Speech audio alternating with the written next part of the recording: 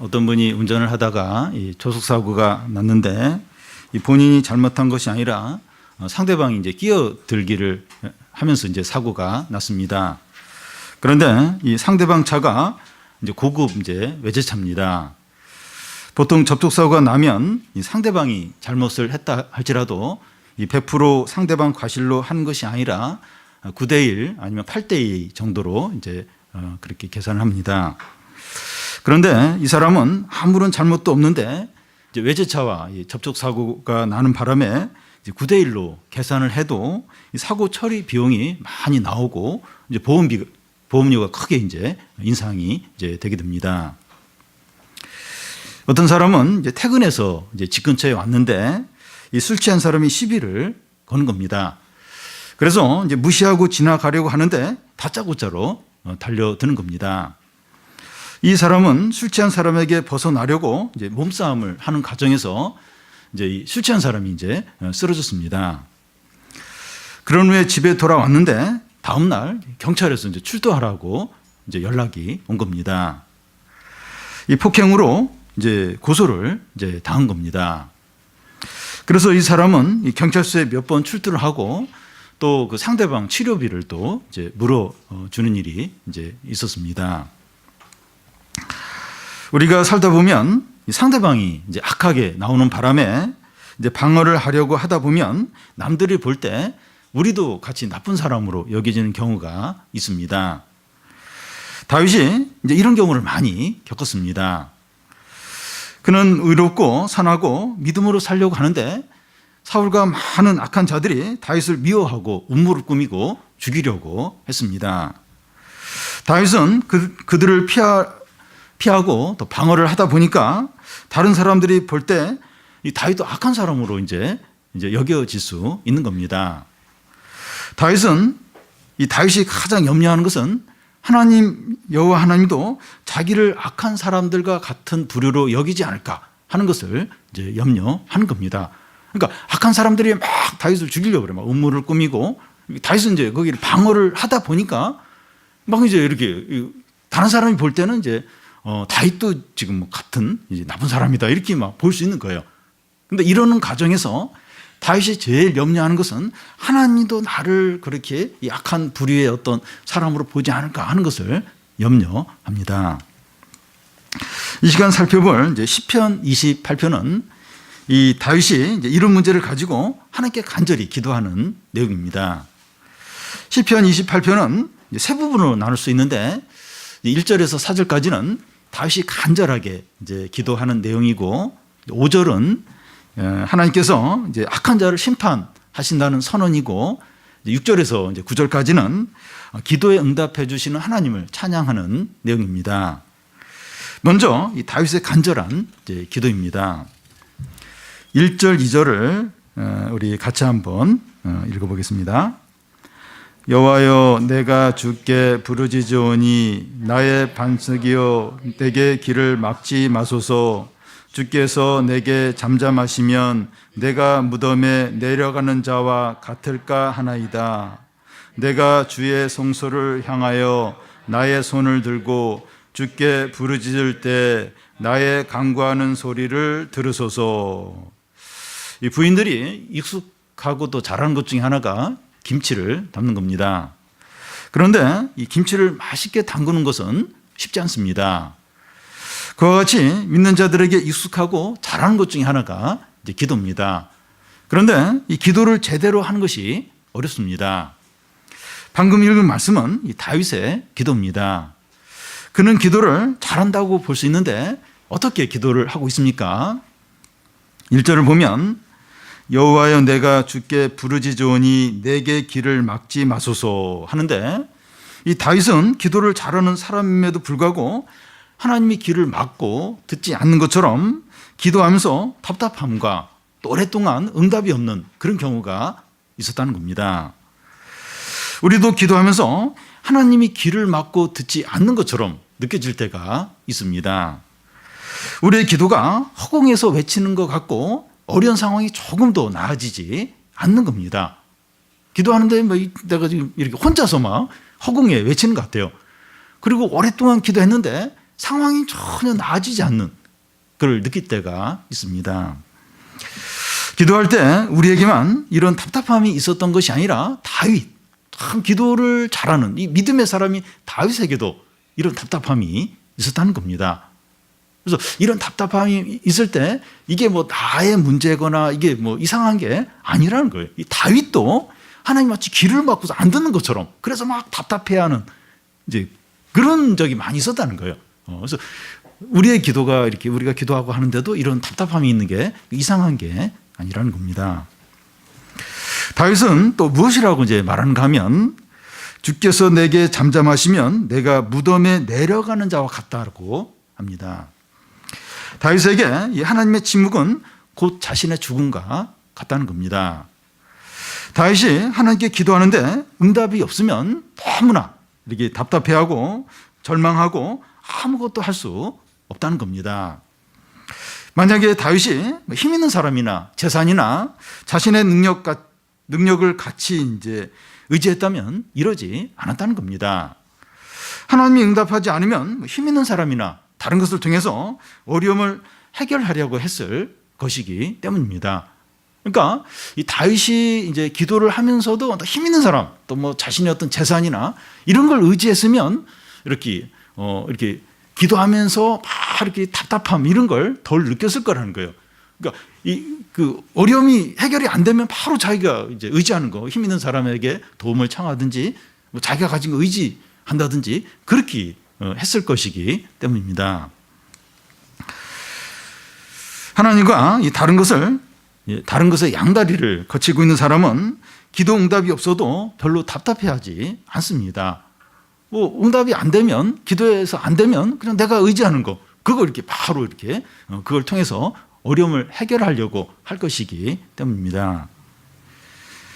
그런데 하나님만을 바라보고 의지하고 모든 것을 맡긴 사람은 기도 응답이 없을 때 안절부절 못하고 아무것도 못하고 죽음과 같은 그런 어떤 힘든 어떤 걸 느낀다는 겁니다.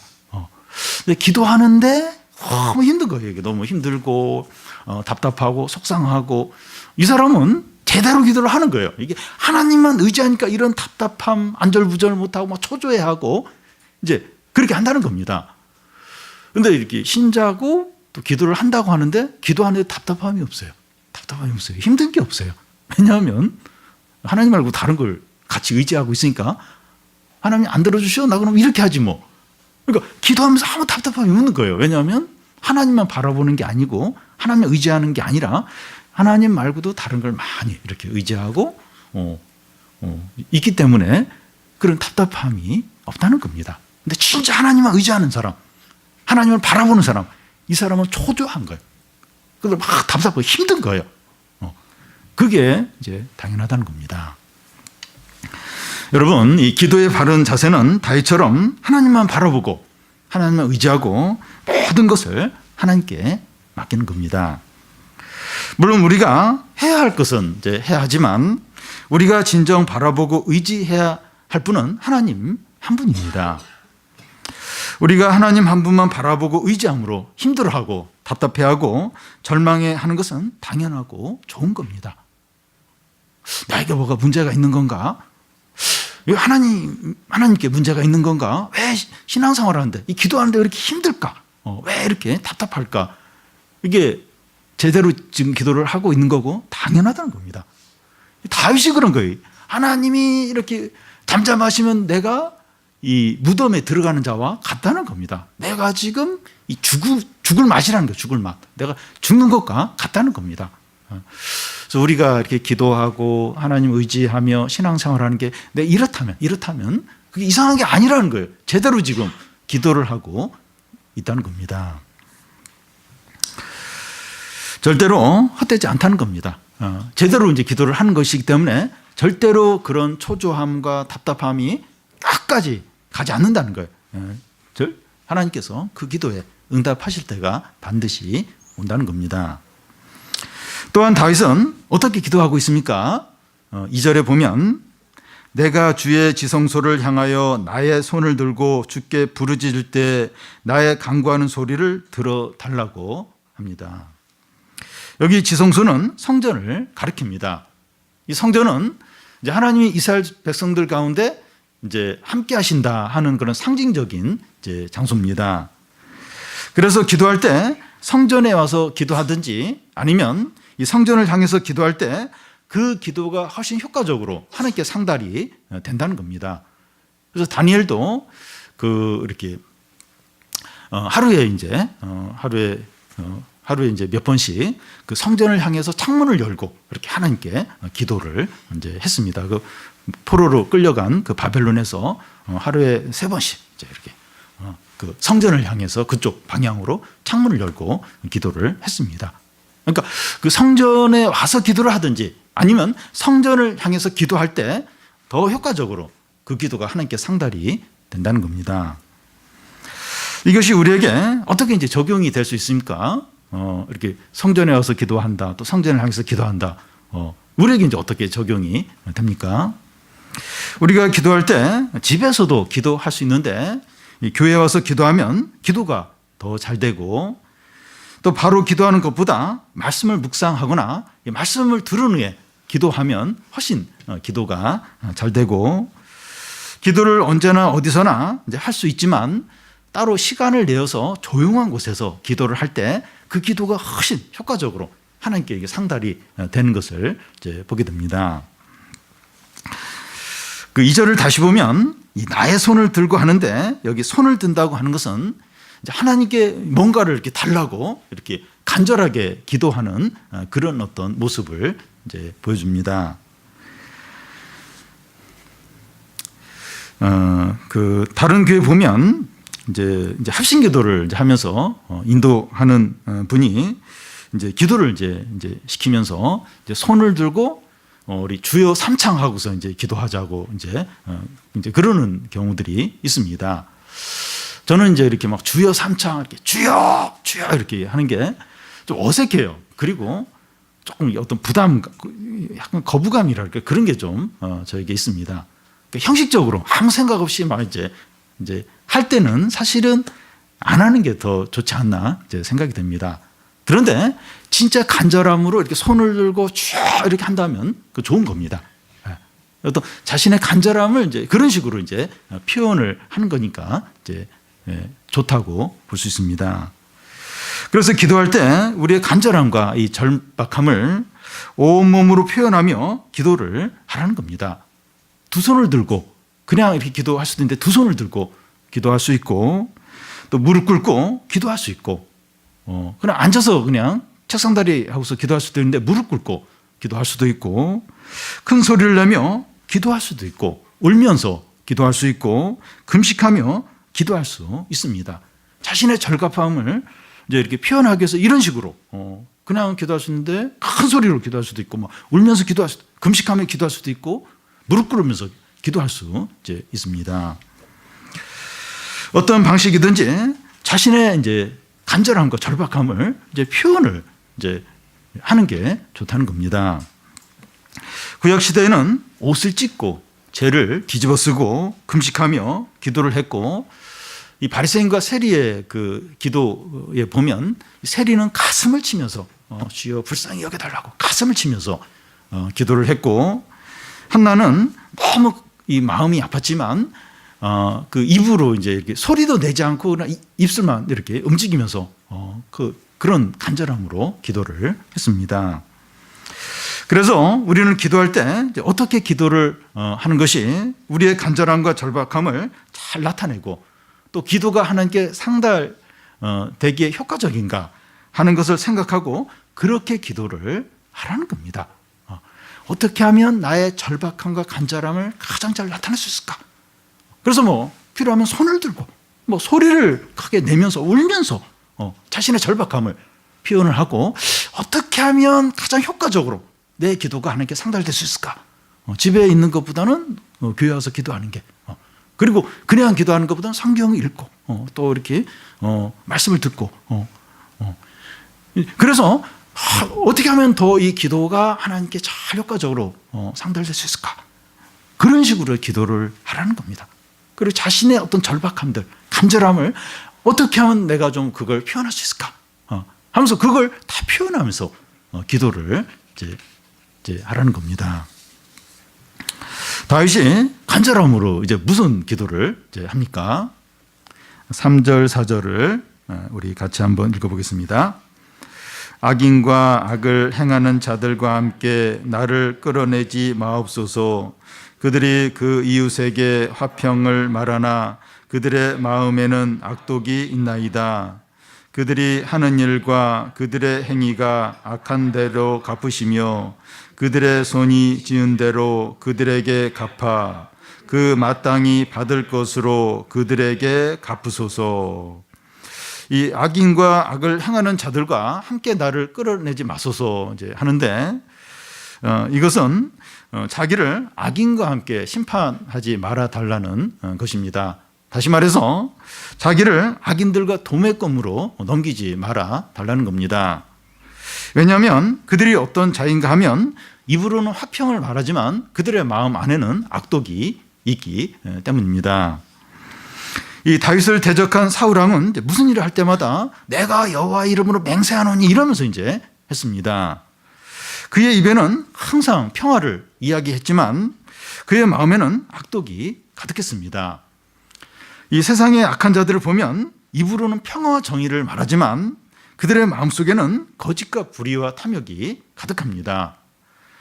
이 정치인들이 하는 말을 보면 국가와 국민들을 너무나 사랑하고 또 헌신되어 있는 것 같지만 그들의 속마음에는 거짓과 음모와 탐욕이 가득합니다. 다윗은 이 자기를 악한 자들과 함께 심판하지 말아 달라고 하면서 악한 자들은 말과 마음이 반대라는 겁니다. 이게 무슨 말인가 하면 우리가 악한 자들과 함께 심판받지 않으려면 우리의 말과 마음이 반대가 되면 안 된다는 겁니다. 그러니까 다윗이 나를 악한 자들과 함께 도매금으로 넘기지 마십시오. 그러면서 이 악한 자들은 그의 말과 이 마음이 반대라는 거예요. 이게 무슨 얘기인가 하면 우리가 악한 자들과 함께 심판받지 않으려면 우리의 이 마음과 우리의 말과 마음이 반대가 되면 안 된다는 겁니다. 입으로는 선하고 아름답고 진리를 말하면서 마음 안에는 거짓과 분노와 이 복수가 가득하면 안 된다는 겁니다. 근데 우리가 이제 그러기가 쉬워요. 그러니까 우리가 말을 잘하면 우리 마음이 어떤 마음이 먹든지 괜찮다 이렇게 합리화시키기가 쉬운 거예요. 왜냐하면 내가 말을 잘했기 때문에, 선한 말을 했기 때문에, 그리고 내 속마음은 무슨 마음을 품는지 사람들이 모르니까 말은 굉장히 선하고 참 이렇게 진리를 이제 말하지만 우리 마음속에는 어떤 분노와 미움과 어떤 복수하려는 그런 마음이 가득한 채 지낼 수 있다는 겁니다. 물론 우리가 완벽하게 우리의 말과 마음이 일치할 수는 없어요. 그런데 말과 마음이 이런 반대되는 상태로 계속 살면 안 된다는 거예요. 그런 마음을 계속 지속적으로 먹으면서 지내면 안 된다는 겁니다. 그러니까 그러기가 쉽다는 거예요.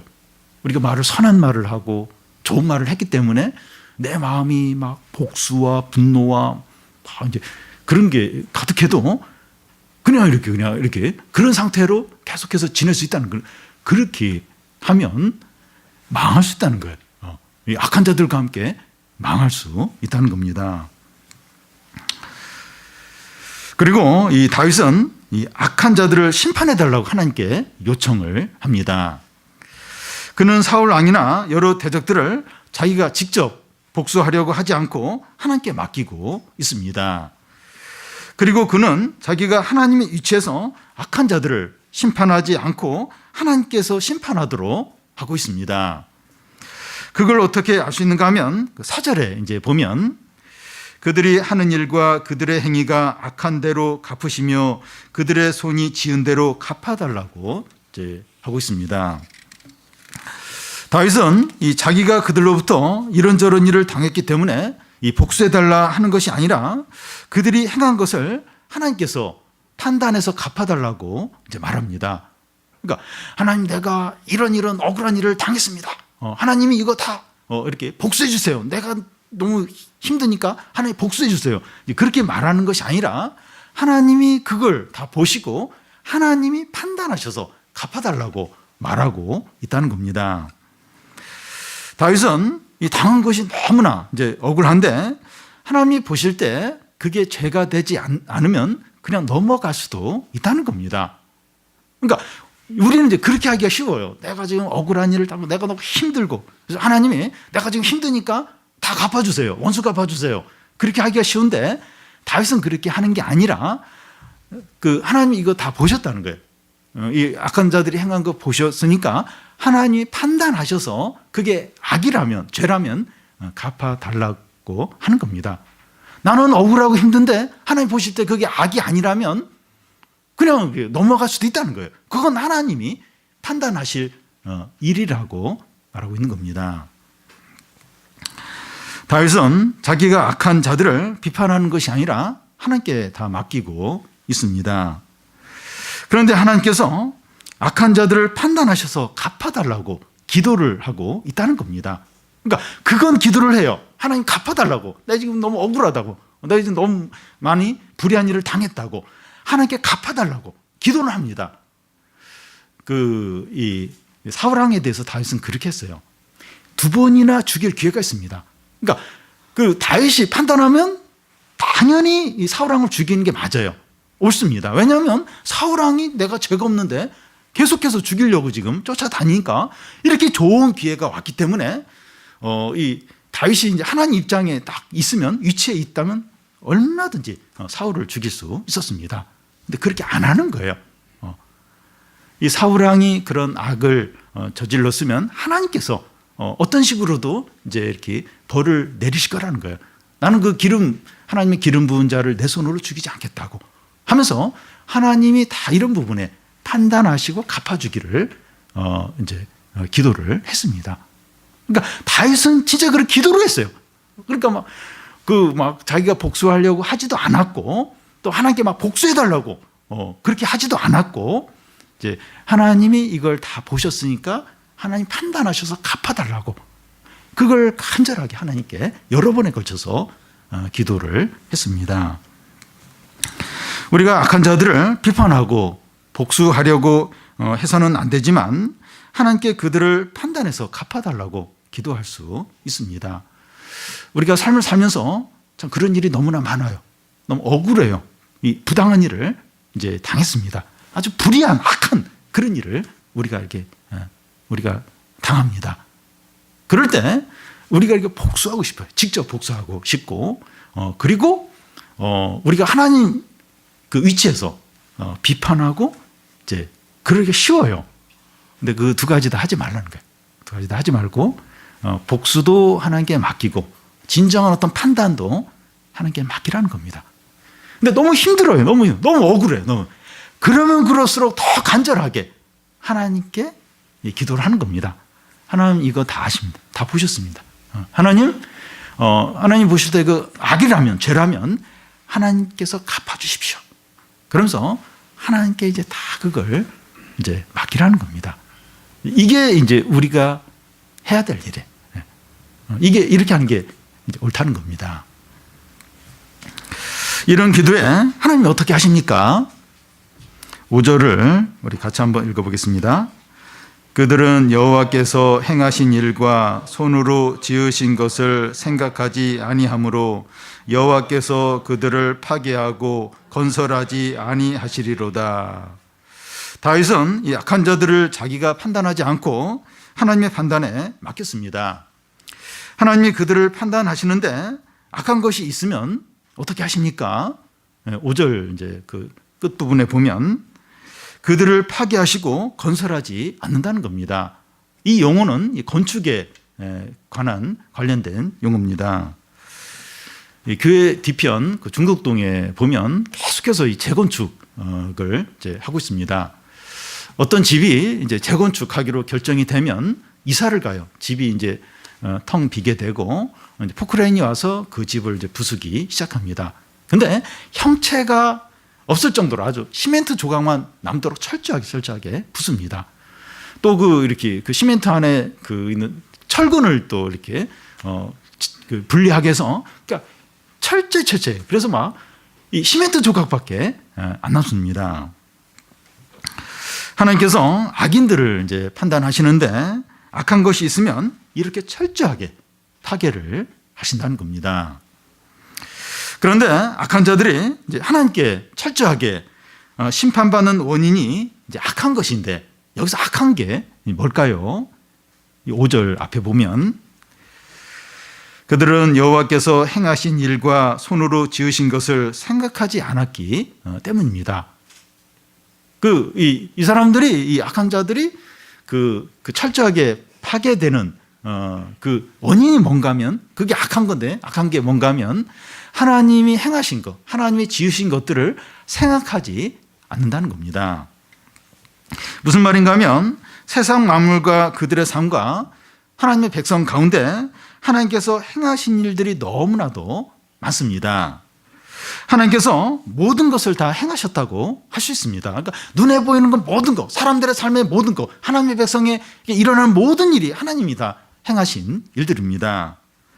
그런데 악한 자들은 하나님께서 행하신 모든 것을 인정하지 않습니다. 다시 말해서 하나님이 없다고 하면서 불신하는 겁니다. 사울왕은 하나님께서 다윗과 함께하는 것을 보았습니다. 그래서 사울은 자기 입으로 다윗에게 하나님이 너와 함께 하신다, 이런 고백을 여러 번 했습니다. 그런데 그는 하나님을 두려워하지 않아요. 믿지 않고 하나님 말씀에 순종하지 않았습니다. 사울왕이 심판을 받는 것은 다윗을 어떤 괴롭힘, 다윗을 못 살게 그런 이제 그런 차원이 아니라 하나님께서 행하신 일들을 인정하지 않았기 때문입니다. 왜 사울왕이 버림을 당했을까? 그러니까 다윗을 못되게 했죠. 다윗에게 못되게 했습니다. 이제 그렇게 해서 이제 멸망을 당했다기보다도 하나님이 행하신 일 인정 안 해요. 인정 안 합니다. 그 사울왕 자신이 왕이 된 것도 하나님이 그를 불쌍히 여기셔서 그를 이제 높이신 거죠. 자기 자신에게부터, 그리고 또 다윗에게 일어난 그런 모든 일들, 그걸 다 눈으로 보고 나서도 하나님 인정하지 않았어요. 하나님 안 믿었어요. 하나님을 순종하지 않았습니다. 그래서 사울은 버림을 받고 멸망하게 된 겁니다. 사람들의 모든 악은 하나님을 믿지 않고 인정하지 않는 데서 나옵니다. 이것 때문에 멸망하는 겁니다. 그러니까 사람들이 죄를 짓죠. 여러 가지 불의와 거짓을 행합니다.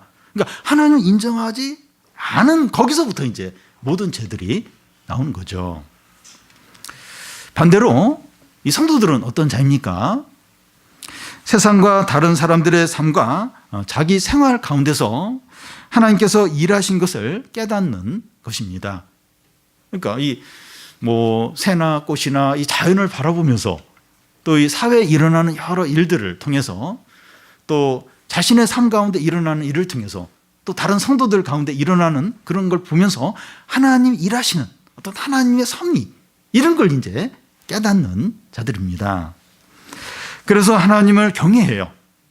그리고 고난 가운데서 인내하고 죄의 유혹을 거절하고 믿음으로 계속해서 전진을 합니다.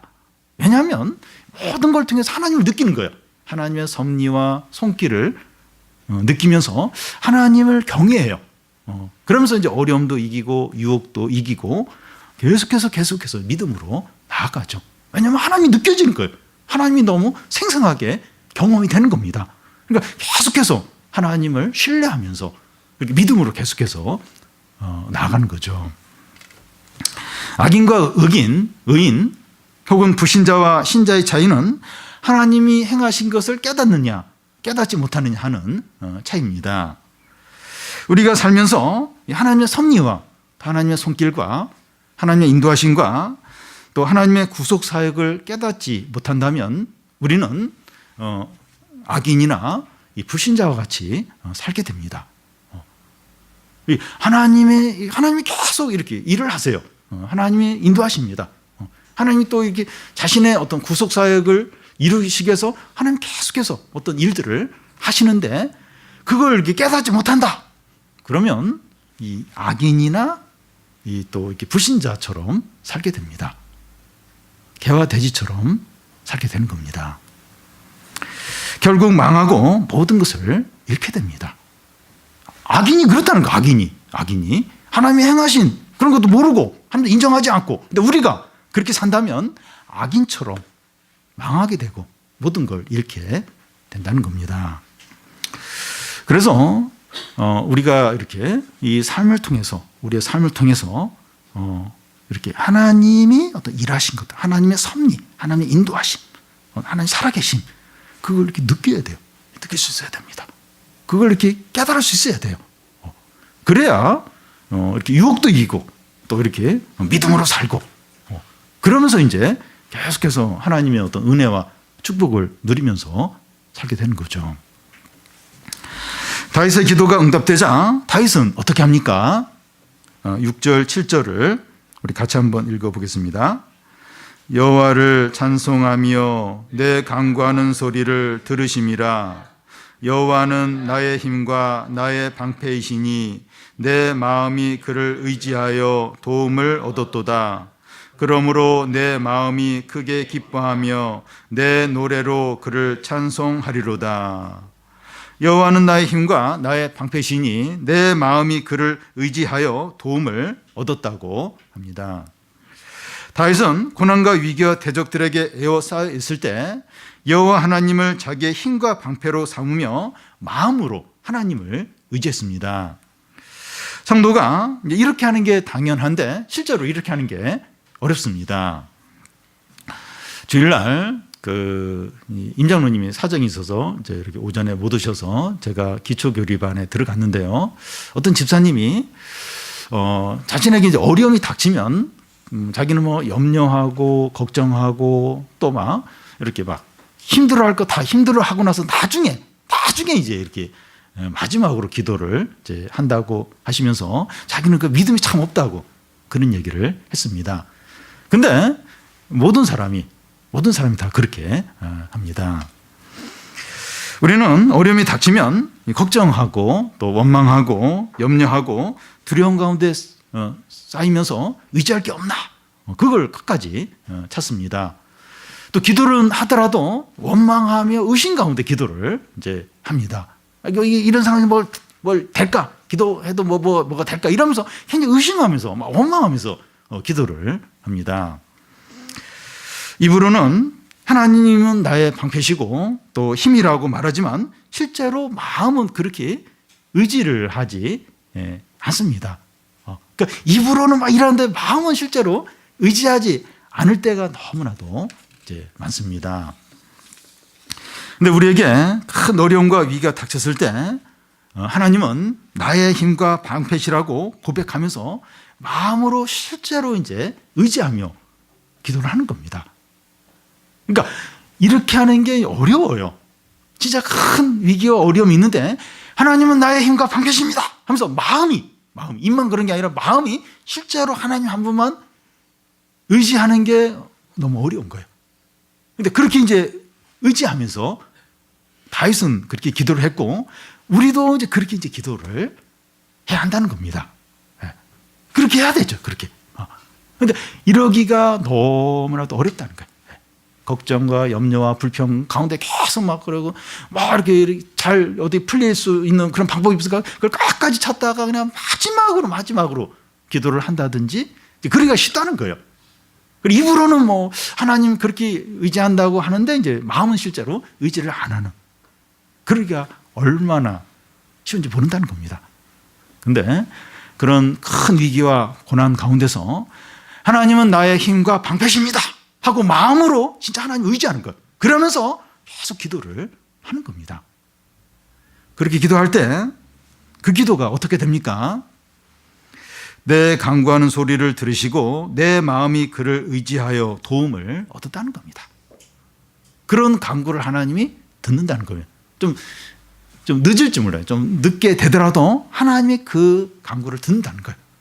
그리고 얻었다는 거예요. 하나님이 그 응답을 주셔서 하나님이 주시는 그 선물들을 얻게 된다는 겁니다. 그리고 위기 때 하나님을 전심으로 의지하여 기도 응답을 받을 때 어떻습니까? 내 마음이 크게 기뻐하며 내 노래로 그를 찬송한다는 겁니다. 엄청나게 기쁘다는 거예요. 고난 가운데서 이렇게 하나님을 마음으로 의지해서 딱 응답을 받았을 때 엄청나게 기쁘다는 거예요. 그리고 막 하나님을 엄청나게 넘치도록 찬양을 이제 하게 됩니다. 그런데 어려움이 닥쳤을 때 마음을 지키지 못하고 또 기도를 잘 하지 못했는데 이제 이렇게 어려움이 잘 해결되는 때가 있습니다. 그러니까 어려움이 닥쳤을 때 이렇게 마음을 잘 지키고 그랬어야 되는데 이 마음을 못 지켜요. 못 지키고 뭐 기도도 거의 안 했어요. 거의 안 했는데 일이 잘 이렇게 해결될 때가 있습니다. 그럴 때 좀 일이 잘 해결돼서 감사하긴 하지만 참 이렇게 내가 왜 이렇게 믿음을 못 지켰나, 왜 이렇게 기도를 제대로 못했나 하면서 자책이 됩니다. 그래서 참 이렇게 감사하긴 하는데 신앙적으로는 별 기쁨이 없어요. 왜냐하면 그 어려울 때 이렇게 하나님 의지하고 간절히 기도하지 못했기 때문입니다. 그런데 위기 가운데서 하나님을 전심으로, 이 마음으로 의지하며 기도를 했는데 좋은 결과가 나오면 그 기쁨이 말로 표현할 수 없을 정도로 기쁩니다. 좋은 결과가 나온 것도 감사하고 기쁘지만 하나님의 살아계심과 하나님의 사랑과 하나님의 은혜와 하나님의 영광을 경험하게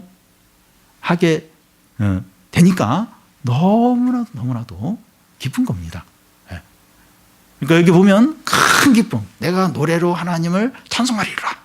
그러니까 이 흐름을 보면 이 참 어렵고 큰 위기 가운데서 다윗은 다 마음을 지킨 거예요. 마음을 지키고 나의 하나님, 나의 방패 이러면서 진짜 마음으로 하나님 의지한 거예요. 물론 뭐 그렇게 못할 때도 있었지만 그래도 이제 막 그 하나님을 진짜 마음으로 의지하면서 기도했을 때 그 기도가 이제 응답됨을 통해서 하나님의 살아계심과 하나님의 사랑과 하나님의 은혜와 하나님의 영광을 생생하게 막 경험을 하는데 이게 너무나 기쁜 거예요. 말할 수 없도 기쁜 거예요. 그리고 막 그 노래로 하나님을 찬양을 하게 되는 겁니다. 여러분, 신앙의 어떤 기쁨은 여기에 있는 거예요. 여기. 신앙의 어떤 그 재미라 할까요? 즐거움이 여기에 있는 겁니다. 그러니까 물론 이제 일이 잘 된 것도 감사하죠. 근데 그 하나님의 살아계신 하나님의 사랑과 은혜와 이걸 이제 경험하는 거와는 비교가 안 돼요.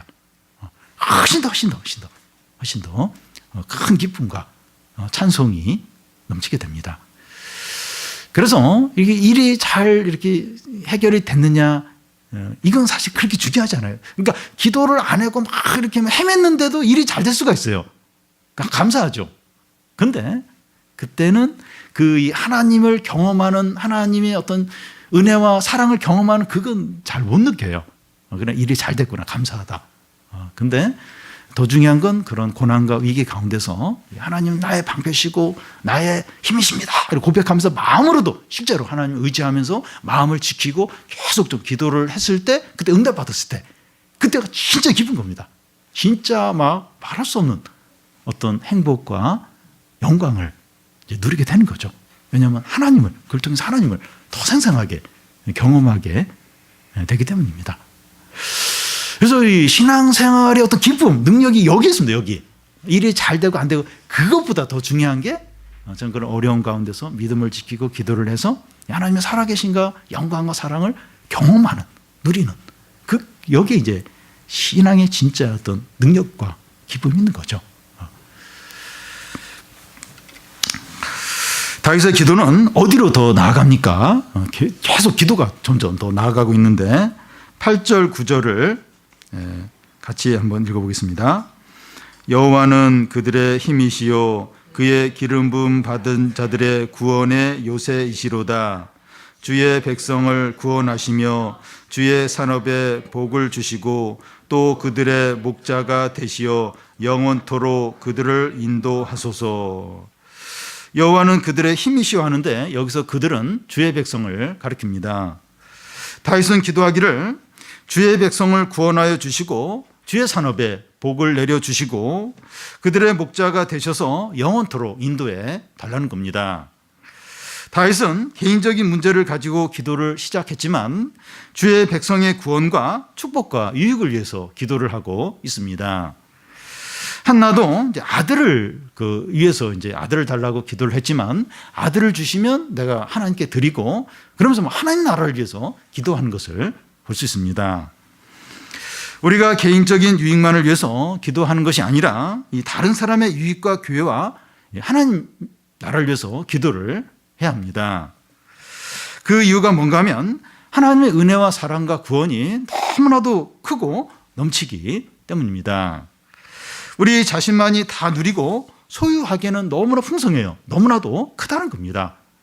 그래서 기도할 때 그냥 내 어려움, 내 어떤 필요만 위해서 이렇게 기도하고 끝내기에는 하나님의 은혜와 사랑과 능력과 그게 너무나도 크다는 거예요. 그러기에는 너무나 하나님의 은혜와 사랑과 뜻이 너무나 넘치고 풍성하다는 겁니다. 그래서 우리의 필요에 대해서 염려하기보다 하나님 나라와 그의 의를 이제 구하라는 겁니다. 그러니까 너의 어떤 필요 그것만 성도가 하나님의 백성이 그것만 가지고만 염려하고 그것만 기도하기에는 하나님의 뜻과 나라와 영광과 은혜와 능력과 구원이 너무나 크고 너무나도 엄청나다는 겁니다. 우리가 수요 예배 때 이 개인 기도보다 이제 다른 분들의 어떤 기도 제목들 또 뭐 교회와 또 이렇게 이 나라를 위해서 이제 기도를 하는데 옳은 거예요. 그게 옳은 기도라는 겁니다. 하나님의 은혜와 사랑과 구원이 더 많은 사람에게 흘러가고 하나님 나라가 임하고 하나님의 뜻이 이루어지도록 기도를 이제 하는 겁니다. 그래서 물론 이제 우리의 힘든 문제, 어려움 때문에 기도를 하러 왔죠. 기도를 해요. 근데 그 기도가 더 확장이 돼도 다른 사람들 또 교회와 하나님 나라와 이 나라와 또 많은 또 하나님께 돌아와야 될 그런 사람들을 위해서 기도가 이렇게 점점 이렇게 퍼져 나가고 그게 이제 바른 이제 기도를 하는 겁니다. 오늘 말씀은 우리가 기도를 어떻게 해야 하는가 하는 것을 말씀하는 그런 기도 그런 내용입니다. 우리의 간절함과 절박함을 나타내라는 거예요. 이 기도할 때 어떻게 하면 내 어떤 이 절박함, 간절함을 자연스럽게 좀 표현하면서 기도를 하라는 겁니다. 저도 좀 이렇게 어디에 매여 있는 것 같아요. 더 좀 절박하게 간절하게 기도를 해야 되는데 예전처럼 똑같이 모든 걸 똑같이 이렇게 하면서 그걸 이렇게 벗어나면 안 되는 것처럼 그렇게 좀 생각을 하는 게 있는데 그렇게 하지 말라는 거예요. 나의 어떤 절박한 간절함을 어떻게든 표현을 하라는 거예요. 표현을 이렇게 뭐 다양하게 이제 할 수 있는데 그걸 이렇게 매이지 말고 그렇게 표현을 하고 기도가 하나님께 상달되는데 효과적인 게 뭔가 어떻게 하면 더 이렇게 효과적으로 하나님께 상달되는 그런 기도를 할 수 있을까? 그걸 생각하고 그렇게 하라는 겁니다. 그게 뭐 교회에 나오는 거면 교회에 나오고 또 이렇게 시간을 내고 조용한 곳에 가면 조용한 곳에 가고 무릎 꿇고 하는 무릎 꿇고 기도하고 그러니까 어떻게 하면 나의 절박함과 간절함을 표현하고 어떻게 하면 기도가 더 이렇게 하나님께 효과적으로 상달될 수 있을까? 그걸 위해서 기꺼이 시간도 내고 노력도 하고 그렇게 하라는 겁니다. 큰 어려움 가운데서 하나님을 나의 방패와 나의 힘과 나의 반석이라고 입으로 고백할 뿐만 아니라 마음에서도 진짜 하나님을 의지하라는 거예요. 의지하면서 기도를 하라는 겁니다. 그 기도에 응답이 있다는 거예요. 하나님 반드시 그런 기도 늦더라도 응답을 하신다는 겁니다.